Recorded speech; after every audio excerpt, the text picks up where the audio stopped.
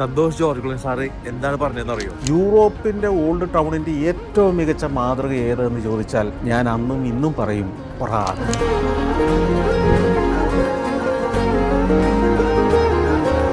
ആ നഗരത്തിലേക്കാണ് ഞങ്ങൾ ചെന്നിറങ്ങിയിരിക്കുന്നത്.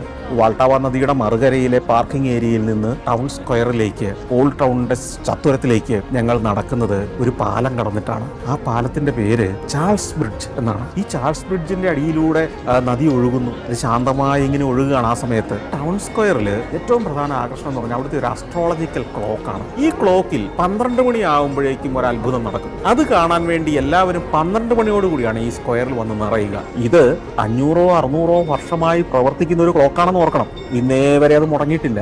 ഇന്നേ വരെ അതിന്റെ ചലനം നിന്നുപോയിട്ടില്ല. ആ അസ്ട്രോളജി ക്ലോക്കിന്റെ മുകളിൽ ഒരു ഗോപുരമാണ്. ആ ഗോപുരത്തിന്റെ മുകളിൽ ഒരു ജാലകമുണ്ട്. എല്ലാവരും അവിടെ നോക്കിയിരുന്നോളാൻ വില്യം പറഞ്ഞു. ജാലകത്തിലേക്ക് നോക്കിയിരിക്കണം. ജാലകത്തിന്റെ വാതിലുകൾ കടഞ്ഞായിരിക്കുന്നത്. കൃത്യം 12 മണിയാകുന്നു.